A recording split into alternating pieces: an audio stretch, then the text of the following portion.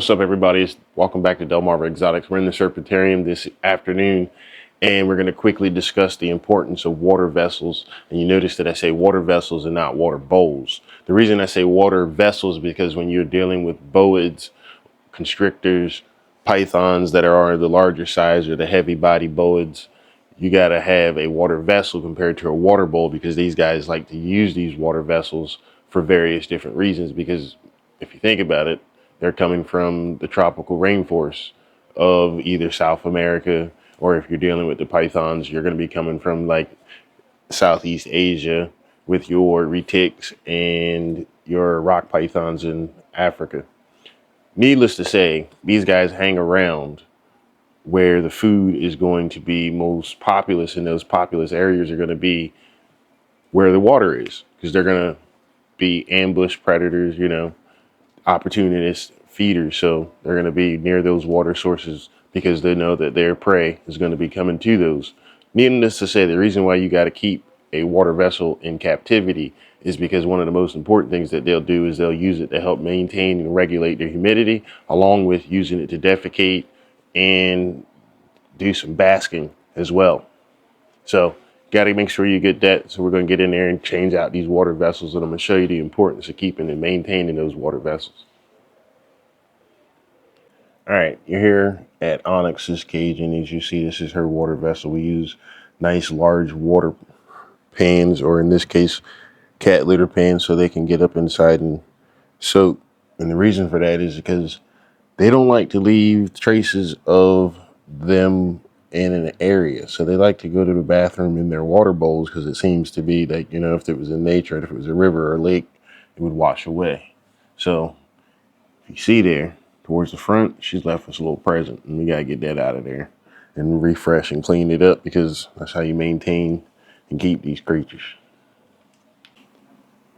As you see, she's right there at the front of the cage, hiding away quite well.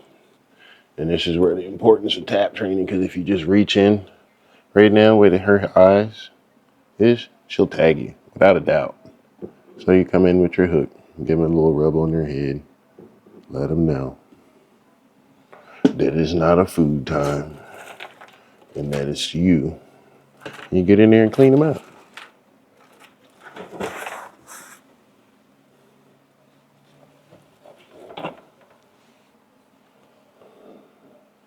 Let's get her out. All right, let's get our girl out. Like I said, quick tap, let her know that you're coming. And you just get in there and get her. I'll get her out. Try not to pull all the litter out with her. And there she is. Our beautiful Anery IMG. I'm gonna get her cleaned up, get her fresh water as she grabs the camera. Always shitting in the water, stinking.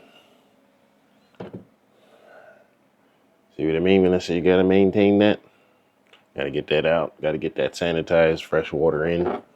Cool part is, makes for cage cleaning really easy, because you don't have to do anything, because she puts it all in the water. Come back in, make sure her bedding's all spread about. She likes to hide in this corner. Give her the litter, ground clutter, and we'll get her freshed out.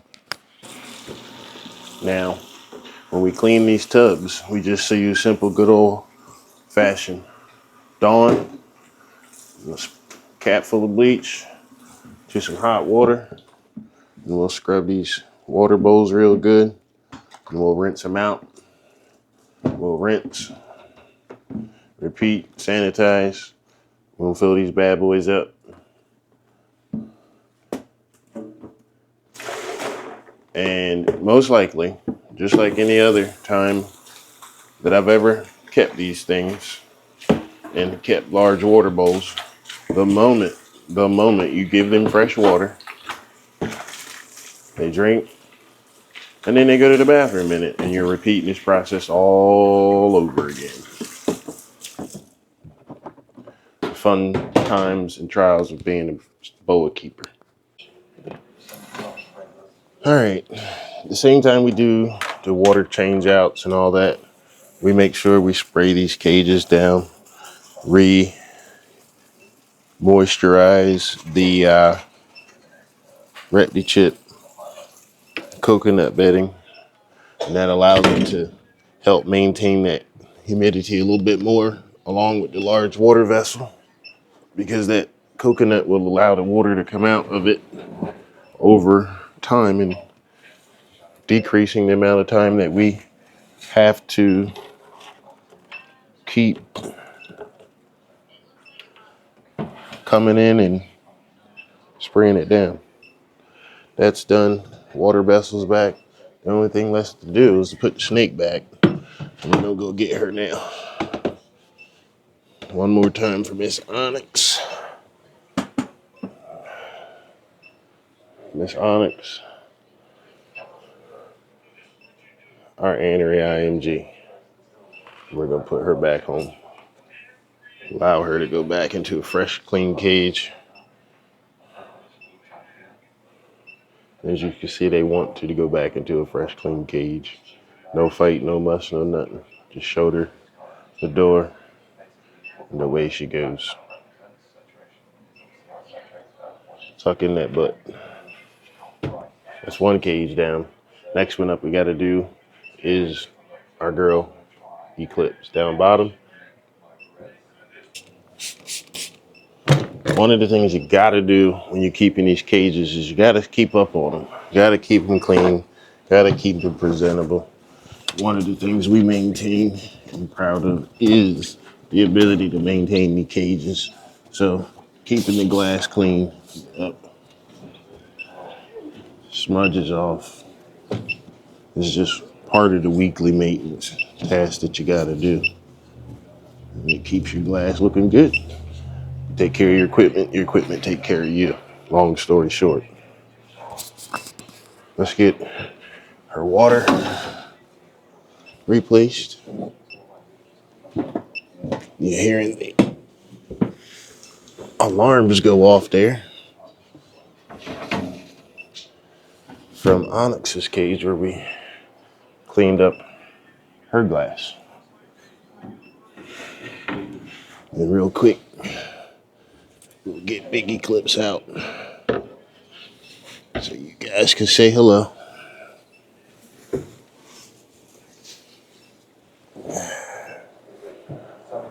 And there she is, Miss Eclipse, our female moon glow, getting a fresh bowl of water in a cage spot clean.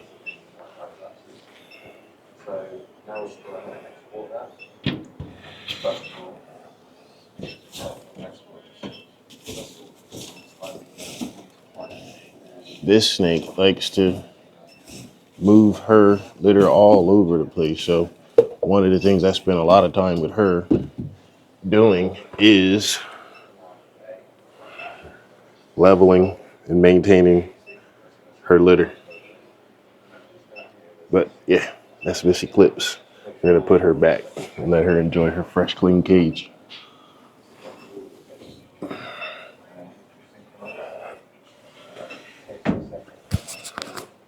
The final water vessel that needs to be swapped out is the giant Titan snowblower.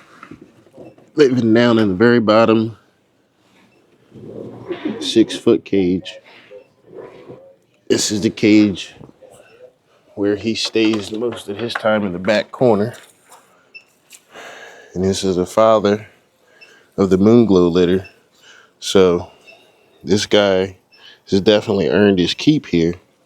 So we definitely keep his parameters of humidity, fresh water, heat, all of that, because he's earned it. And if you don't got yourself a pump sprayer, you're missing out. That handheld pumping ain't it. Pump sprayer is the way to go. 6-foot cage, 3.5 feet deep. I can cover this cage in no time with this 1.5 gallon water can. Back in the firefighting days, 2.5 gallon water can was all you need to put out a whole kitchen. So imagine what a gallon of water can do to a PVC enclosure that is very well maintained temperature wise. So it just holds on to humidity really well. You just gotta make sure you hose the substrate down and use good substrate, and that'll help you regulate your humidity. You'll keep getting them perfect sheds, not once, but every time. And one of the most important things else you can have is you gotta have these tough boxes. Because when you're cleaning cages, tough boxes are gonna allow you to put these big snakes away.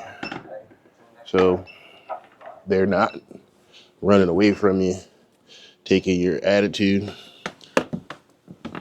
And again, this is Big Titan. Titan is our snow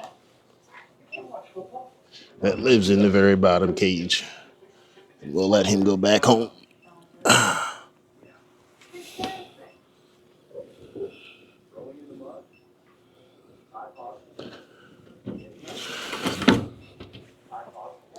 Well-maintained cages, well-maintained temperatures, humidity, all of that gets you where you need to be. You know how I said that certain species of snakes, you got to make sure you keep fresh water?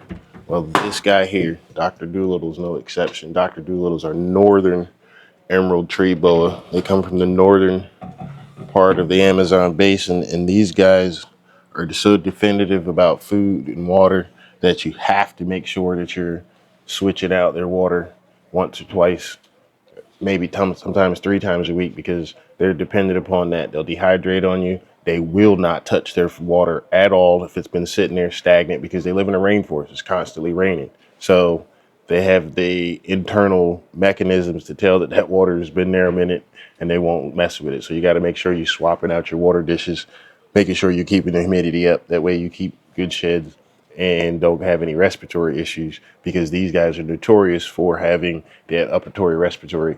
So if you don't keep the cage in and the temperatures and the humidity exact to where they need to be, they're going to run you a lot of issues, and they won't feed for you either.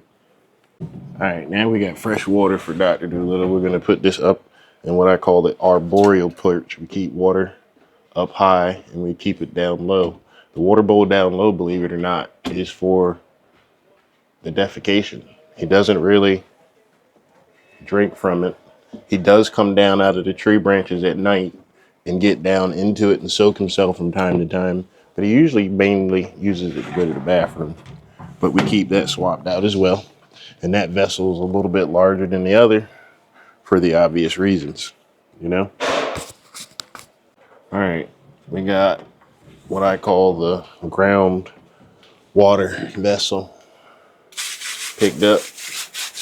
We're gonna make sure we keep his humidity nice and high, so we come in, rehydrate the repti chip, because again, that repti chip allows the slow release of that moisture back into the air, keeping that humidity nice and high.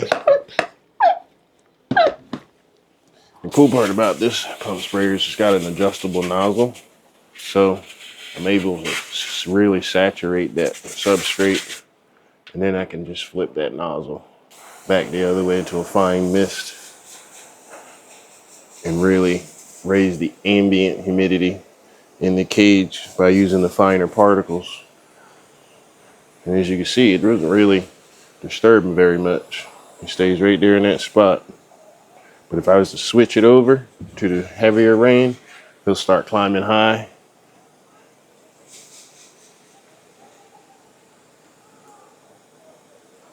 This is how we maintain our humidity in this cage. The ARS A15, 36, 32, 12 inches deep. Got the radiant heat panel located at the top, keeping our temperatures at a gradient. We got about 90 at the top, and our very bottom branch into the lowest perch gets down to about 75, allowing him to get that temperature gradient from up to down, and he moves about as he wants. So that takes care of that.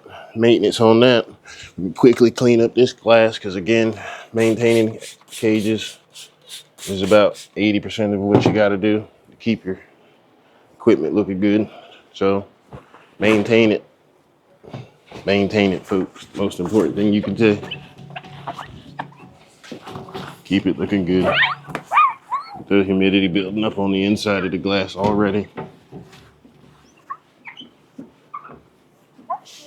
And that humidity will stay, and then it will fluctuate throughout the day, slowly lowering. Then we'll boost it back up. All right, everybody, this is coming to the end, but this is also the part of the video where I'm gonna need y'all to do me a favor and help grow this channel, help get this algorithm out there. Do me a favor and hit that like button, hit the subscribe button to Delmarva Exotics to keep updates to the things that are coming out, help grow our channel. We're a couple more views away from becoming promoted, which wasn't our goal. So shout out to all of those that have joined. Welcome to Delmarva Exotics, all of those that joined, and we continue to keep helping this page grow. If you guys are looking for a moon glow, we still got some left over. Hit us up on our Facebook page. You guys be safe, and until next time, as always, one exotic.